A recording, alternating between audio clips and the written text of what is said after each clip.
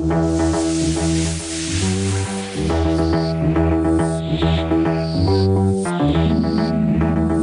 evening and welcome back to the time travel episode of Darkness on the Edge of Town Paranormal Radio Show.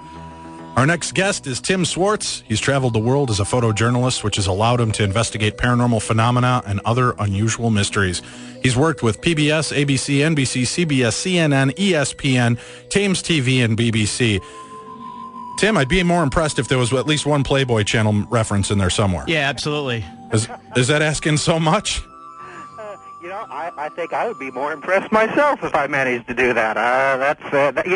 You're talking about time travel now. There's something that there is a good motivation to have somebody try to find a time machine and get back into your past, to try to change your life, to try to change those stupid little things, that we've all done, those little mistakes that have affected our lives through the rest of our lives. Wouldn't it be great if we could change those? Well, we're going to discuss your book tonight, Time Travel, a how-to guide, a how-to insider's guide to time travel, which, first of all, time travel just, as Tim was playing the Doctor Who theme, it's one of my favorite TV series out there. I just love the theory of time travel and the idea of it, and I love, there's been so many fantastic movies. For any of you that are out there that might have missed this one, check out Somewhere in Time, probably one of the best time travel movies I ever saw with Christopher Reeve. Great flick. There's a lot of really good stuff out there. Of course, the Back to the Future series. And I'm just intrigued with the whole theory and idea behind time travel. And what really interested me about having you on the show tonight was, when I got the little blurb on you, it says, visit the past or future with safe and proven methods. We have long been taught that time travel is impossible and at the work of science fiction, but during the past several decades, secret agencies within the U.S. military have successfully been crossing the barriers of space and time. And here's the shattering evidence that we are being visited by time surfers for the future, and that we too can journey forward and backwards. I love that idea. I want to do that so much you have no idea. But the one thing I've always theorized, and we've talked about on the show for the last 3 years, that it's strange that there are UFO sightings in and around locations prior to and leading up to and shortly after cataclysmic events. 9/11, that there were some UFO activity cited and videotaped. The Pope, when he passed away, there was UFO activity over restricted airspace at Vatican City. And I believe it was MSNBC or CNN, one of those actually had the video footage of that. And I've often thought, wouldn't it make sense if, for history's sake, our future historians are going back and rewriting history books the proper way and giving us the answers. We've so much of our stuff, everything, even from Alexander the Great, everything that's been written about Alexander the Great was written centuries after his death. And it's all hearsay and telephone game, versions of history. So it would be interesting to me if they're going back. And do you believe that's part of what the government's doing with this, to negotiate and understand history? Is that why they're traveling back and getting this information? Well, what you were talking about in that aspect of my book is the reference to what was called the Project Rainbow experiments, which allegedly now, when I write this in the book, a lot of these things, I don't have definitive proof that the government has, these portals that lead to time and space. But Project Rainbow was supposedly an offshoot of the Philadelphia experiment, which I don't know if you've ever discussed it on your show before. Yes. A lot of your readers may or may not be familiar with it, but in the early 1940s, supposedly the government was working on a way to make battleships invisible to radar, not invisible to sight, but invisible to radar. And they were using rotating magnetic fields to kind of degauze the ship, so to speak. And allegedly, the ship they were experimenting with actually jumped through time and space. It was an accident. It took them years to try to figure out what had happened, and they continued this research on the Montauk Air Force Base on Long Island. And according to a number of different writers who have done a lot more research on this subject than I have, this is true.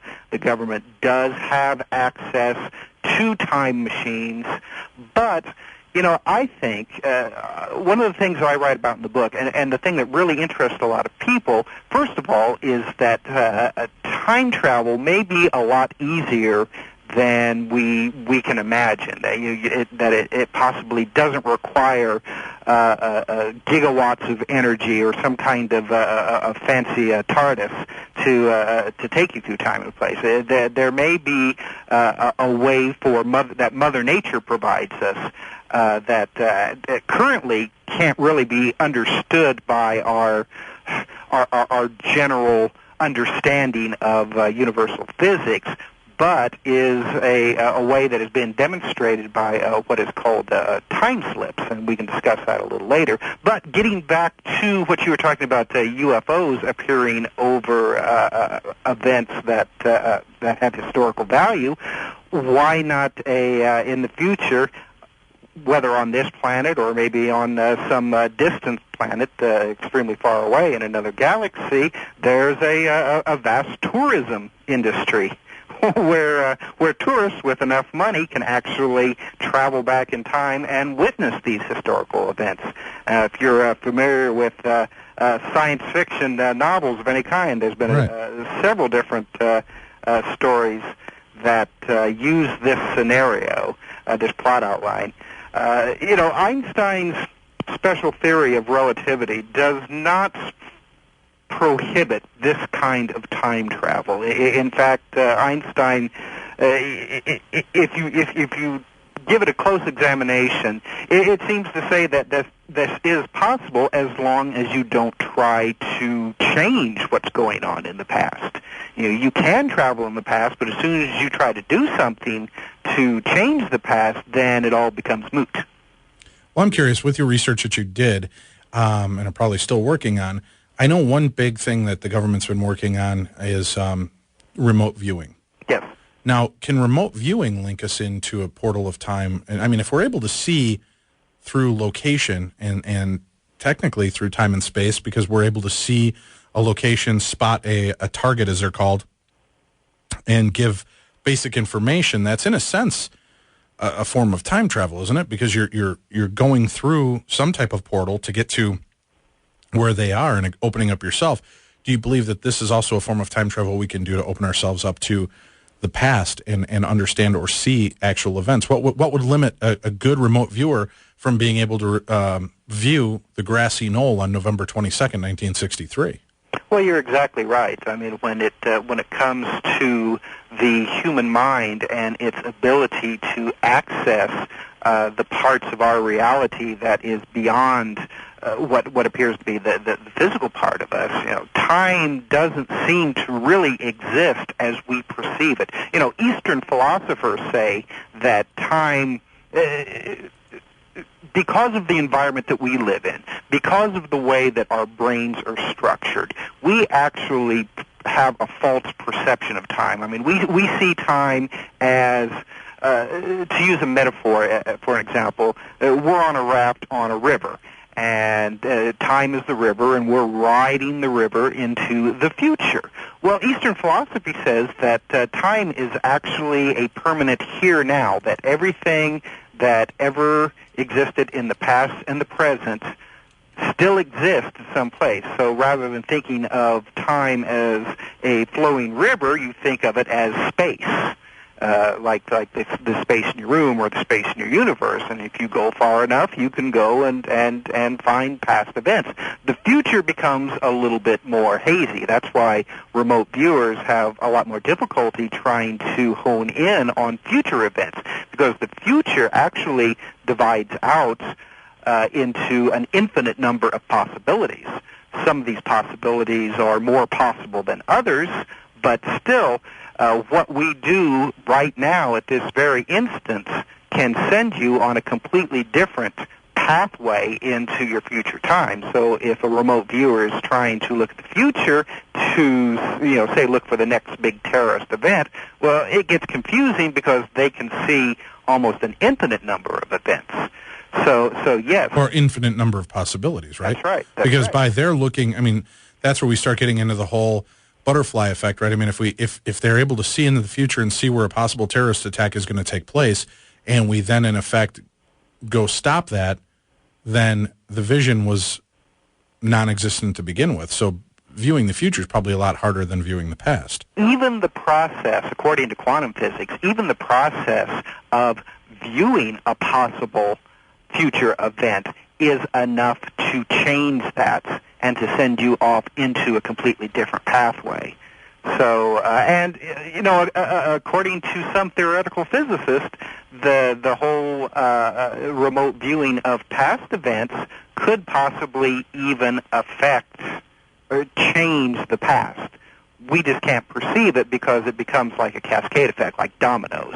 It sends then everybody years on down the lines into completely different branches into time and space. Some theorists say that this is happening all the time, that our past is constantly being changed. We don't perceive it because we're along for the ride. All right, interesting stuff. We have to take a break here in a second. I want to make a quick mention. Resident Evil Degeneration, the new CG full-length animated feature, is available. It came out on December 27th. A zombie attack brings chaos to Harvardville Airport. Leon Kennedy and Claire Redfield, who fought the sinister Umbrella Corporation during the Raccoon City tragedy 7 years ago, are back in this new high-octane Resident Evil style. They're ready to battle a rogue warrior who's seeking revenge after his family was killed in Raccoon City. Now the deadly G virus is unleashed, and a new mutated monster goes on the rampage. Will Claire and Leon be able to terminate the virus before history repeats itself? We have the movie to give away. If you're interested, here's another quick trivia question for you. The first caller to call in correctly and identify these answers will win a copy of the brand new Resident Evil Degeneration CG movie. In the very popular trilogy of Resident Evil live-action movies, can you please tell me who plays Alice and who plays Claire? So I want to know the actresses' names that play Alice and Claire. We'll be back with more, and we'll be talking more time travel with our guest right after this. Good evening. Welcome back to the Darkness on the Edge of Town Paranormal Radio Show. Tim, did we get a winner? Yep. Okay, we do have a winner, so you don't have to call in. Although everybody's like, screw you, you never gave the phone number, Dave. We apologize for that.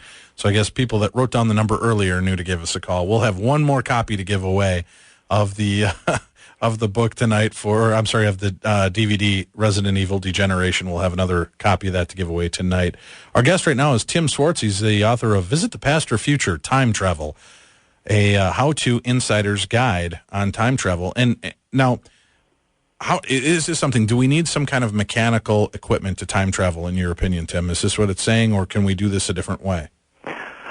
Well, there is a number of techniques that have been suggested by those with the New Age or spiritual bent, using mental abilities, astral projection, that sort of thing. Now, do you believe you've ever time traveled? No, I'll be absolutely honest with you. No, I'd love to.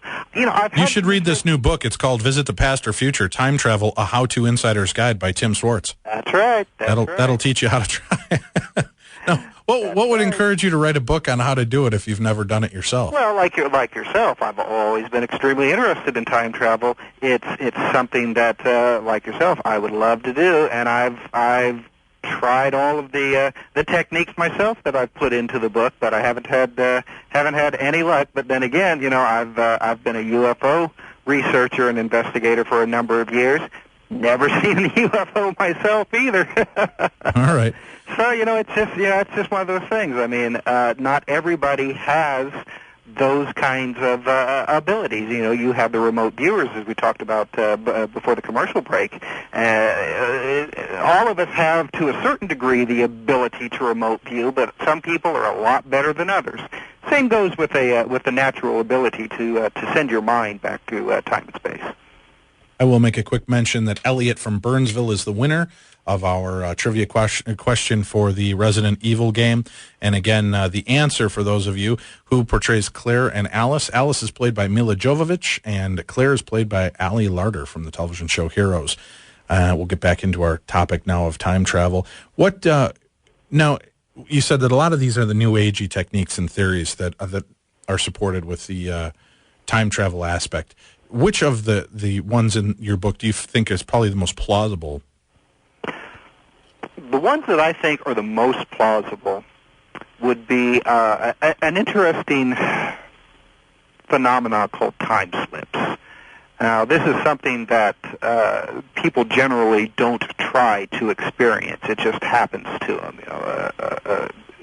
A guy's walking down a street, and he suddenly finds that the sidewalk under his feet has turned into bricks. The buildings around him are a lot older than they previously were. He could actually hear the sounds and smell the smells of what appears to be a different era in the past. And occasionally there has been some reports of people going into the future.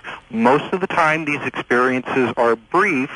At least as far as we know. I mean, there could be, I mean, if you really want to get wild about this, there could be instances where people have stepped into these possibly windows through time and space and have never come back again.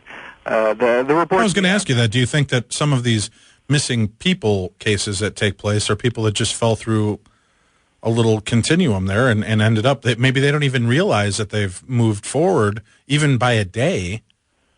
It could very well be. There's been some really excellent reports that were brought about by the author Brad Steiger that talked about this. I know there was one story of two people. It was a man and his fiancée were walking down a street in Chicago when all of a sudden it's the street around them changed. Instead of cars on the road, there was horse and buggies. The buildings were no longer skyscrapers.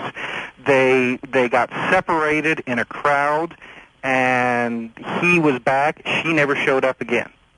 And in fact, he was put on trial for her murder, but because the body was never found, he wasn't convicted.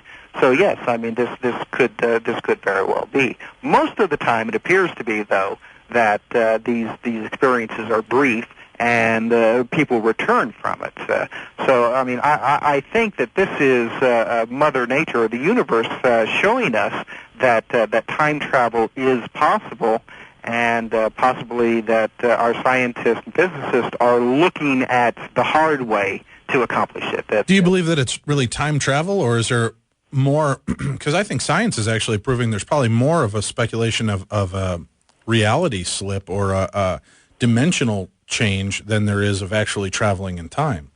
That if we are achieving what we believe to be time travel, could it just be that we're skipping into a different dimension or skipping into an alternate reality version of our planet? Well, possibly that's what time is.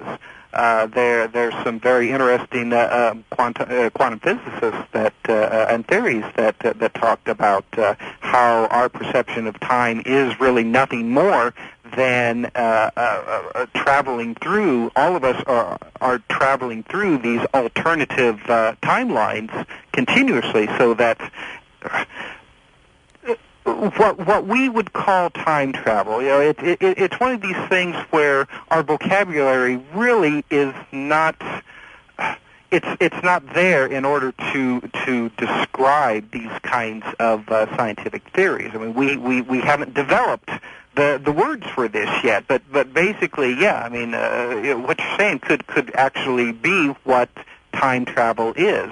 That what we would perceive as our past and our future are merely the alternative possibilities, parallel worlds, so to speak, that exist alongside of us, and that our consciousness, that which makes us who we are, the energy that we all are actually traveling along these infinite number of parallel worlds. Sort of like, as an example, say like the frames of a movie film, and that we're actually skipping along these every second, every moment of our lives. Do you subscribe then to the theory that we can, if we're able to go forward and backward in time, and that things are all relevant here? Somebody brought up a pretty interesting point to me. If we time travel, and we theoretically we set the timer to come back in 20 years, right, or show up in 20 years from now. Right. The Earth will be in a different place, on a different axis, rotating in a different part of the universe. Right. So wouldn't that, in effect, then, if we popped in and popped into that area, we'd be somewhere out floating in space? Because the Earth would be on the other side of the galaxy, or the other side of our universe at that point. It would be far, far away. Yeah, well, I mean, we talked earlier about some people who may not have come back from the time slip, so maybe that's what happened to them. But Einstein actually had a good point when he mentioned that we all have a time fix, so to speak. The moment that we're born, our life, and then when we die, that is our fix on time, and that can never be gotten rid of, so to speak. And because we have that fix, because time and space, according to Einstein's theory, are interchangeable. They're one of the same creature. So because of that, we're always fixed on whatever point that you started from in time. So no matter how far away the Earth has moved in the process of your time travel, you will always come back to the place that you started from. So do you believe it's more like a gravitational effect? Like why? My kids brought this up to me when my son, who's now in the Navy, is going to be 21 here soon, said, how come, Dad, if the plane is moving at 300 miles an hour, if I jump up and run and then jump straight up in the air, why don't I hit the back of the plane?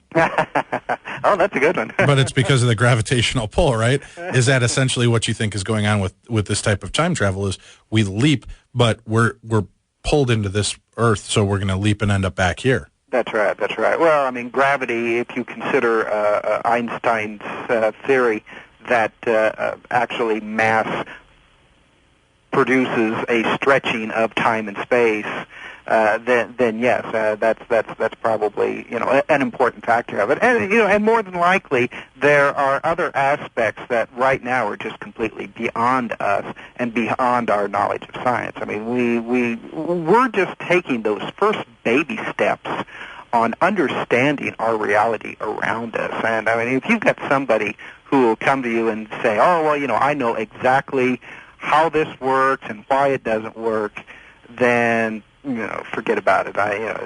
I'm not going to believe him. It wasn't that long ago that scientists didn't believe that rocks fell from the sky either. So the whole idea that it's impossible to achieve time travel or impossible to achieve interstellar flight because it's deemed impossible by our current understanding of physics, it means nothing. I mean, there's just so much that we don't understand, and it's like I said, we're just starting to take those little tiny steps out of our house into that great big world. So it's just it's really beyond us. Well, Tim, we're going to take a quick break. When we come back, our international news correspondent, Adrian Lee, is in studio with us. He has a question for you. We'll get more into this. Our guest is Tim Swartz, and we're talking about time travel and the possibilities of it. You're listening to the best in paranormal talk radio. Oh, yeah, do, Tim. Tim's picking on me because we're talking about ramp music coming in and out. He's like, I said, hey, how about a little Rolling Stones, Time Is on My Side? Which a little Cyndi Lauper, a little Time After Time. See, you lost me there. And then Adrian chimes in with, how about some Cher, and I could turn back time. I said, let's get really bad with it. Let's go One Moment in Time by Whitney Houston. Let's just really stink this whole thing up. You are just a sad, bitter old Why not? man. Our guest this evening is Mr. Tim Swartz, and we're talking about time travel in his book. Now, your book is available everywhere, is that correct? Yes, that's correct. You can find it at just about any bookstore. You can find it on Amazon.com. And the last name is spelled S-W-A-R-T-Z. So if you're looking it up by author, it's Tim Swartz and S-W-A-R-T-Z. You'll be able to pull up the information. And you've written other books as well. Tell them about some of the other books, so we've got that out there. Oh, my gosh. Well, I'm best known for my book, The Lost Journals of Nikola Tesla. I've also written a book called... I've read those. Those are really interesting. Yes. May 4th. Today I met Bobby and Janie in class. They are my new best friends. That was really interesting, that whole part. No? That wasn't the right journals? Tim's leaving me out hanging. Nice. You threw me for a loop there for a second there. Yeah, actually... I just asked Janie to the prom. I can't wait to go. Nicola. Actually, it was recipes and the temperatures of each day in his life. So, yeah, that's what it was. Excellent. This is great. Today I had a soft bowel movement. Nikola Tesla. Now we know what the true death ray was. That's right. All right. We had a quick question. Now, let's say you had the journals of the lost journals of Nikola Tesla. Yes, that's correct. And where did you find them? Where did I find him? Well, were you time traveling? And that's right. That's right. I knew it. Actually, the Lost Journals of Nikola Tesla refers to papers that were seized by not only the United States government at the time of Tesla's death, but by the Soviet Union and possibly Nazi Germany as well. How could so many people seize the same papers? Did he make copies? Well, Tesla had an abundance of paperwork over the years. Most of his material was actually put together by his assistants. Tesla wasn't much of a writer. He actually would envision his inventions in his mind and then just scribble down a few notes. But I mean, we're talking about a guy who lived well past 80, so he had tons and tons of material. And by the time he passed away, the United States government seized probably a couple of truckload full of material. But before that, his nephew, who was a diplomat for the Yugoslavia government, probably also squirreled away a number of his important papers. Much of it ended up in the Tesla Museum in Belgrade, Yugoslavia. And there's also some interesting ideas that Nazi Germany was very interested in a lot of the research that Tesla had done when he was younger. And we know at the time that Germany had spies in New York, so I think that it's entirely possible that some of his work was also purloined. This would be before the United States had entered the war with Germany, but Great Britain was already involved. See, this is the part that intrigues me, because if I were like Tesla, if I was Einstein, I would have, once in a while, I'd have just thrown some crazy stuff into the journals just to throw people off. I believe that eating 2 cases of Twinkies a day, followed by a Mountain Dew, will help you time travel. See that, and people will be like, oh, he's a genius, read this, read that. What the hell is this about Twinkies and Mountain Dew? That would be my theory on it. Tell them a couple more of the books that you've written. Okay, well, I've written Teleportation from Tesla to Star Trek. That one's very interesting. Also involves a lot of the theories that we talk about in the time travel book. Do you believe that we will be able to do teleportation? Oh, I think so. Yeah. Well, we've already achieved to a certain extent teleportation. Oh no, Tim, you realize that the movie The Fly was just a make-believe, right? Oh, look what happened to poor Jeff Goldblum. Well, see, that just blows my theory all to hell right now. So, yeah. Well, what about Heisenberg's principle? You can't put it all back together in the same order that it took apart. Yeah, that's right. That's right. Well, right now we've only gone. How lame is it that I only know that name because I'm a Star Trek fan? Heisenberg's principle, the Heisenberg capacitor, I think, is what they use in Star Trek to reassemble the. So sad. Well, a lot of physicists got their start because they were geeks watching Star Trek. That's what inspired them to get into that realm of science, because they wondered, would it be possible to have, say, like a teleporter? Would it be possible to have a warp drive? So now you've got a lot of these up-and-coming scientists who are actually trying to make these kind of things happen. So yes, and part of this research right now is being done on teleportation. Right now it involves just like little tiny bits of light being sent from one location in the room to the other, almost instantaneously. And some reports have come back that the bits of light are actually appearing before they left. So once again, we're getting into that kind of quasi-weird world of time travel as well. See, I think some of the most impressive time travel journals I read were the adventures of Calvin and Hobbes, when they would climb into the cardboard box and race down the hill and check their watch, and it was a minute later, and they'd somehow made it to the future.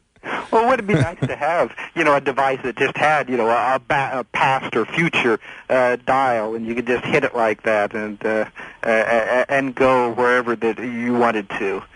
Yeah, I think that's every little boy's dream. Yes. Now, speaking of every little boy, we have Adrian Lee here, all the way from London, England. He's in the studio with us, and he had a question for you. He's also a historian. So he's interested in the time travel. Go ahead. Hi, Adrian. Tim. Yeah, one of the things I was interested in as a historian is if you write a biography, what you said about a fix on time, where events happen that shape what you do, it's very linear. We have, as a historian, you have a linear perception of time, and it's a narrative, and it's the best way in which you can fit events into an order that can be easily accessible. I was wondering if you had some sort of concept, if time had a shape, other than linear, or I've read that time could come in ribbons, for instance. Do you have any concept of how time could be shaped at all, or what shape it could be? Right. Well, and you're correct. I mean, there has been theories that that time is ribbons, or Einstein liked to always say that it was it was a river, and that this river had eddies that could actually take us back to the past, or even a little ways into the future.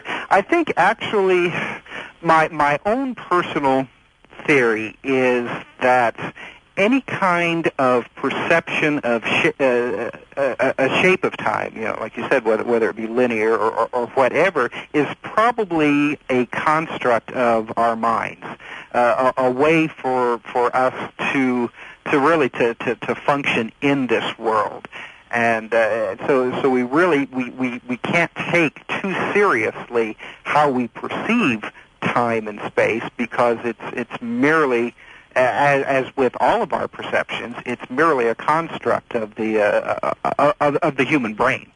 So other than that, I have no idea. I mean, I subscribe more to the ideas of Eastern philosophy that time is actually just an eternal here and now, and that everything that has ever existed in the past and somewhat into the future are with us right now.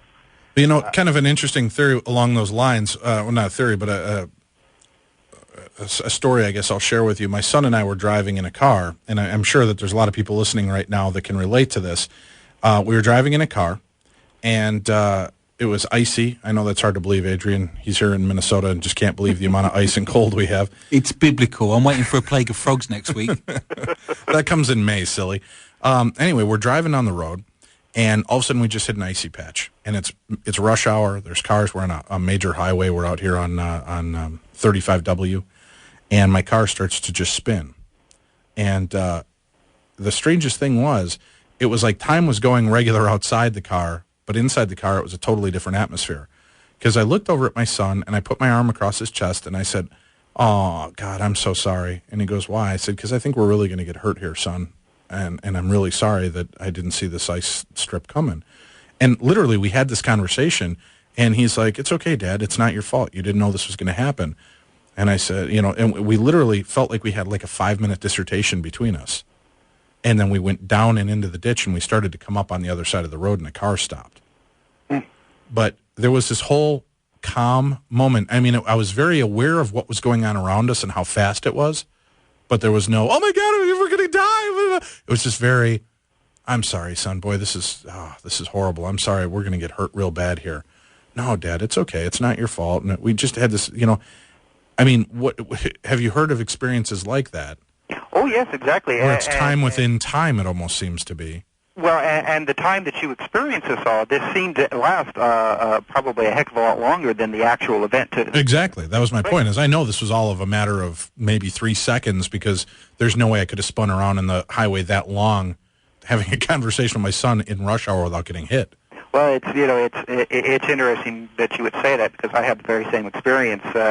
You were driving with my son on 35W? Tuesday. Well, I was in the back seat. Didn't you know that? I did not. You time traveling buffoon. Get out of my car. Well, see, where I live, we had an icy day, and I stepped out of my front porch to go get the newspaper and slipped on the top stairs. And at that instant, it seemed to take minutes for me to fly through the air, both my shoes flying off, landing, breaking my ankle. I mean, I could tell you, I could describe in detail everything that was around me. The Christmas decorations, the way the plants around the front porch looked. I mean, I saw it all. but it happened in only, half a second at the most, but it seemed like minutes to me. Yes, this is a very common description, and goes back to what we were talking about earlier on how our perception of time is really a construct of our brain, really probably in order for us to deal with the harsh reality of living in the material world. So yes. Now, what is interesting is the people who have had these very same experiences and have actually come out of them either hours into the future, or the events happened to them so they ended up with a shortened amount of time. I'll give you an example. There was... give us an example in a minute. We got to take a quick break here, and we'll come back and discuss a little bit more about this. You're listening to the best of Paranormal Talk Radio. Our guest is Tim Swartz. We're talking about time travel. We'll be back with more. Oh, Tim, you should be ashamed. You went to the... Yeah, I did. Back to the Future theme? Yeah. Good Lord. Well, it's better than Cyndi Lauper. That's what you say. Welcome back to the Darkness on the Edge of Town Paranormal Radio Show, home of some of the most lame music you'll ever hear. Wow. Well, it is a little lame. I'm your host, Dave Schrader. Sitting across the board from me, the man with the worst taste in music ever, Mr. Tim Dennis. Wow, all right. All the way in from the other side of the pond. Tomorrow night, you watch. It's going to be some of the worst, truly, you've ever heard. I don't think that's possible, Tim. Oh, no. I can get really, really bad. God. We have Adrian Lee sitting in the studio with us from London, England. He's traveled through space and time to join us here live in studio with our guest, Tim Swartz. And we do have one more copy of Resident Evil Degeneration to give away, Tim. How do we give this one away? What's a good question? What's something fun to throw out at the people? Oh, now you want me Oh, okay. How about this? What is the official day of our anniversary? For our third-year anniversary, what is the official day that it takes place on? Tim, we're going to go back to you real quick. Now, here's something else. We were talking about like the car accident, how fast time seemed to progress on the outside and how slow on the inside. Right. The other times that I've always laughed about it, and I've talked to my kids about this, I call it bleeding through the fabric of time. There's times that I have to be somewhere. I know it's a 50-minute trip, and I'm running behind, and I'm going, I got 30 minutes to get to a 50-minute location.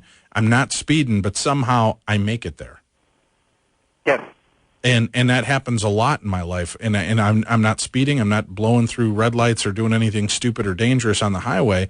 But somehow I make it to these locations in time or within a moment or two of when I needed to be there, even though I know there was no way I could be there beforehand. Do you believe that is a form of time travel?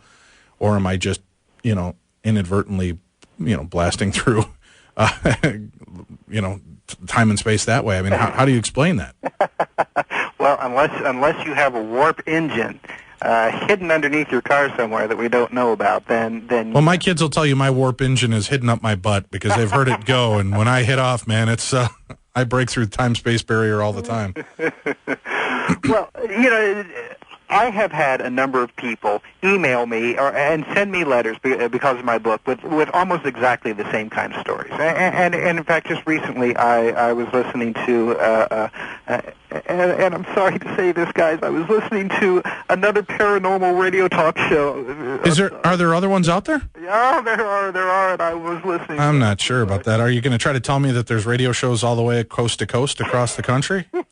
Is that what you're trying to get across to me here, my friend? All over the world. Okay. What were you hearing on this, purported other paranormal radio show? All right. Well, the host and a friend were making the trip from Boston to New York City, and on this trip they got deep into a discussion about just esoteric matters. When they got to Manhattan, in fact, they drove all the way into Queens, I think is what it was. They found that the trip only took them 2 hours. Now, I don't know if you have ever made that drive from Boston to New York, but it usually takes, if you're lucky, 4 hours at the least. And these guys made it in 2 hours. So now, unless they knew a really good shortcut to Grandma's house, I can't think of any other good explanation other than somehow they were able to travel through time and space. Well, we had this other guest on our show one time, and See, I'm just needling him back for being on a different radio show. Anyway, we had a guest on our show, Bruce Gernon, who wrote a book called The Fog about the Bermuda Triangle. Yes. And I don't know if you've heard his story, but... Oh, very familiar with that. Right, as he's going through the closing in the clouds, and he's racing through to get to the other side before the clouds close on him, and he's afraid he's going to be lost in the Bermuda Triangle. He comes out, and he's like right above the area that he was trying to get to, and he was there 2 hours early. Right. And the gas in his gas tank for his airplane showed that he hadn't traveled that time and just misplaced time, because there was still way too much gas in his gas tank to have made it this long trek in that shorter period of time. Mm-hmm. Yep, it's a very interesting story. And as well, I mean, he noticed a number of physical aberrations in the environment around him. He perceived that he was flying through a tunnel in the clouds, right? And and he was surrounded by an extremely bright light of some kind. This is not an uncommon report from people who have had such unusual experiences involving what seems to be time and space. You know, there's also been some stories of people who have had UFO experiences, and I'm sure you've heard of missing time, people who have claimed to have been abducted by UFOs and show up hours late. Well, there's also some interesting stories of people who show up hours early after having a UFO experience.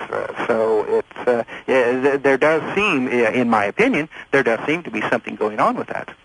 Interesting stuff. And again, do you have a website?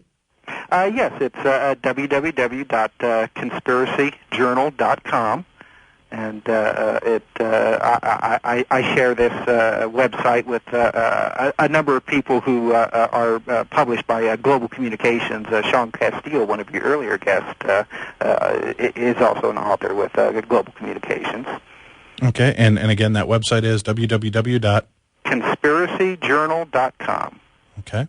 And do you have any other personal websites you'd like to throw out there? Oh, that's really the one that I encourage everyone to visit it. Because not only do we have the website, but Conspiracy Journal also has the Conspiracy Journal newsletter, which comes out free every week, and it's just full of all the interesting, weird news and information that happens every week that we don't hear about on our 6 o'clock news or read in your morning newspaper. But they hear it here on Darkness Radio every Saturday and Sunday night in the first hour when we do strange news from around the world with Adrian Lee and Bree Sanders. That's right. Well, it's amazing the amount of strange news that happens every day that most people don't hear about. And the Conspiracy Journal, we try to bring you those interesting little bits of information. Well, I want to tell you, it was a pleasure having you on the show here with us, Tim, and proof that when you enjoy something, it goes a lot faster. This hour was much faster than the last hour. Thank you. Our Sean Castile, nice guy. He just didn't seem to, didn't have a whole lot of answers for his book and his topics, but you were right on topic with us and kept it flowing. I appreciate that. Well, thank you very much. I really had a great time tonight. Yeah, we'd love to have you back in the future here, so as you have new books coming out, please keep in touch with us. Let us know. And again, the author is Tim Swartz, Swartz. The book is called Visit the Past or Future, Time Travel, a How-To Insider's Guide. And again, Tim, we appreciate it. Everybody should check out his website, www.conspiracyjournal.com. Is that right? Conspiracy Journal or Journals? Conspiracy Journal. Journal. All right. Well, Tim, have a good one. Everybody else, stay tuned. We're going to be back tomorrow night with another brand new show. Susan Cummins is going to be here to review a book for us. Adrian Lee, again, pulling double duty. He's going to be doing National News of the Strange. And tomorrow night, we're going to be joined by Robert M. Place, an internationally known visionary artist, author, and illustrator, talking about tarot and alchemy. So join us. And then in the hour 3, Robbie Thomas, the psychic, joins us for a segment on 2009 predictions. Tim, Dave, and Adrian are going to weigh in with their predictions for the new upcoming year, and we're going to have a lot of fun with that show. We'll also do some mini readings, so tune in tomorrow to the best in paranormal talk radio, Darkness Radio, right here on your home 100.3 K-Talk.